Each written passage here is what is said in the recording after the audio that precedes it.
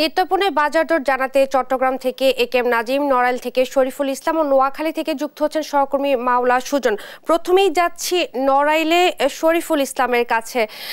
শরীফুল, ছুটির দিনে চট্টগ্রামের নিত্যপণ্যের বাজার দর নিয়ে কি খবর রয়েছে আপনার কাছে, আমাদেরকে জানাবেন। ধন্যবাদ ইশাদ। যেমনটি বলছিলেন, আসলে সারা দেশের যে নিত্য প্রয়োজনীয় যে মানুষের যে আপনার সবজি থেকে শুরু করে মাছ মাংস সহ অন্যান্য যেগুলো মানুষের আসলে প্রতিদিন প্রয়োজন আছে, সেই জিনিসগুলো কিন্তু আসলে কোনো নতুন কোনো খবর নেই, স্বস্তির কোনো খবর নেই বলতে গেলে। কারণ প্রতিটি জিনিসেরই বলা যায় যে দাম আসলে বাড়তেছেই, কমার কোনো লক্ষণ নেই। কিছু জিনিস আছে, মনে করেন যেমন আলুর দামটি 60 টাকা থেকে কিছুটা 5 টাকা 55 টাকা বিক্রি হচ্ছে, কিন্তু অন্যান্য জিনিসপত্রের যেগুলো রয়েছে সেগুলোতে কিন্তু আসলে এর দাম বাড়তি। যেমন বেগুনের মূল্য ছিল 70 টাকা, এখন কিন্তু বেগুন বিক্রি হচ্ছে 100 টাকা। উচ্ছে ছিল মনে করেন 50 টাকা করে, সেখানে 60 টাকা করে বিক্রি হচ্ছে। বরবটি সিম বিক্রি হচ্ছে 70 টাকা করে, মরিচের কেজি 200 টাকা করে বিক্রি হচ্ছে। এরকম প্রতিটি দামই কিন্তু আসলে বাড়তি রয়েছে।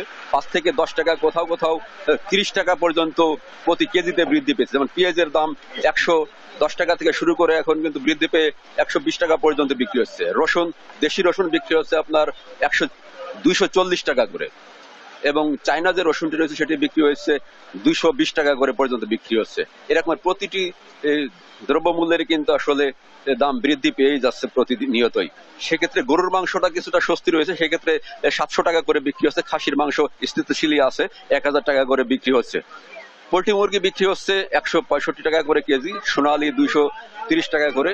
দেশি মুরগি কিন্তু এখন 470 টাকা করে বিক্রি হচ্ছে, আর লেয়ার মুরগি বিক্রি হচ্ছে প্রতি কেজি 330 টাকা করে। এভাবেই এই দ্রব্যমূল্যের কিন্তু আসলে দাম প্রতিনিয়ত বৃদ্ধি পেয়ে যাচ্ছে। আমরা এই বিষয়ে একটু কথা বলতে একজন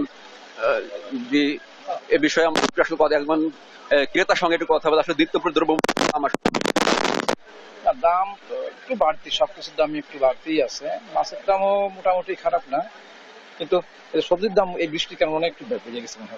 জি, আসলে একজন ক্রেতার সঙ্গে আমরা কথা বলছিলাম যে আসলে দাম কিন্তু প্রতিনিয়ত বৃদ্ধি পাচ্ছে, তারা কিন্তু ক্রেতারা স্বস্তি প্রয়োজনীয় দ্রব্যমূল্য কিনতে। তো এই ছিল নড়াইল থেকে সর্বশেষ নিত্য প্রয়োজনীয় দ্রব্যমূল্যের বিষয়ে।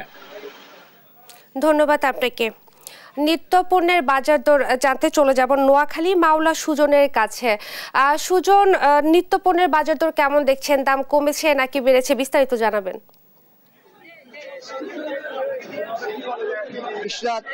বলছিলাম নোয়াখালী বাজার পরিস্থিতির কথা। বন্যা এবং বন্যা পরবর্তীতে নোয়াখালী বাজার আসলে একটা অস্থিরতা বিরাজ করছে। তো কারণ হিসাবে যেটি জানা গেছে, মাছের বাজার খুবই অস্থিরতার মধ্যে রয়েছে।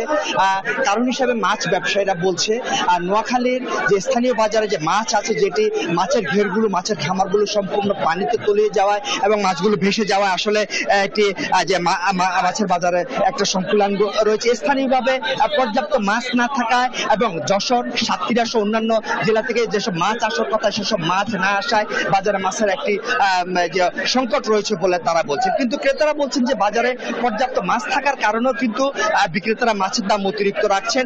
একই সাথে যদি মুরগির বাজার কিছুটা স্থিরতা থাকলেও কিন্তু মুদি পণ্যে একটি অস্থিরতা বিরাজ করছে বলে জানিয়েছেন ক্রেতারা। বেড়েছে চালের দাম, পেঁয়াজের দাম, রসুনের দাম, আদার দাম সহ অন্যান্য জিনিসপত্রের দাম। তো আমি এখন বাজার পরিস্থিতি নিয়ে কথা বলবো তেমনি একজন ক্রেতার সাথে। আসলে যে বাজার পরিস্থিতি আপনি কেমন দেখছেন এবং বাজারের কি দাম দেখছেন আপনি? জি, আসসালামু আলাইকুম। আমরা মধ্যবিত্তরা খুব কষ্টে আছি। বাজার যে পরিস্থিতি, বাজারের সকল কিছু উদ্যোগতি, কোনো কিছু আমাদের নাগালের বাহিরে না, নাগালের মধ্যে নাই, সব নাগালের বাহিরে। আমরা খুব কষ্টে আছি, মধ্যবিত্তরা খুব কষ্টে আছি। কোনো কিছুর দাম সে আগের মতোই। আরেকজন ক্রেতার সাথে আমি কথা বলতে চেষ্টা করব, তার কাছে যে বাজারের বর্তমান অবস্থা আপনি কেমন দেখছেন? আসসালামু আলাইকুম, ধন্যবাদ আপনাকে এই বর্তমান বাজারের পরিস্থিতি সম্পর্কে জানার জন্য। আসলে আমরা যারা মধ্যবিত্ত আছি, আমরা বাজারে এসে প্রতিনিয়ত আমাদের বাজেটের সাথে বাজারে এসে হিমশিম খাচ্ছি। প্রত্যেকটা দ্রব্যমূল্যের দাম ঊর্ধ্বগতিতে। এই সিন্ডিকেট এখনোই পূর্বের মতো বহাল রয়েছে, তাই আমরা সরকারের কাছে সদবিনীয় অনুরোধ করতেছি এই সিন্ডিকেটটা নিয়ন্ত্রণ করে আমাদের যারা আমরা মধ্যবিত্ত আছি তাদেরকে বাজার দ্রব্যমূল্যকে একটু সহনীয় রাখার জন্য। ধন্যবাদ সবাইকে। তিনি কয়েকজন ক্রেতা জানাচ্ছিলেন যে বাজার পরিস্থিতির কথা, যে একজন তারা বাজার সিন্ডিকেটের কথা বলেছেন, বাজার মনিটরিং দাবি জানিয়েছেন। এ হচ্ছে নোয়াখালী থেকে বন্যা পরবর্তী বাজার পরিস্থিতি নিয়ে আমাদের সর্বশেষ। ইশরাত, আপনাকে ধন্যবাদ। নোয়াখালী থেকে বাজার পরিস্থিতি জানাচ্ছিলেন সহকর্মী মাওলা সুজন।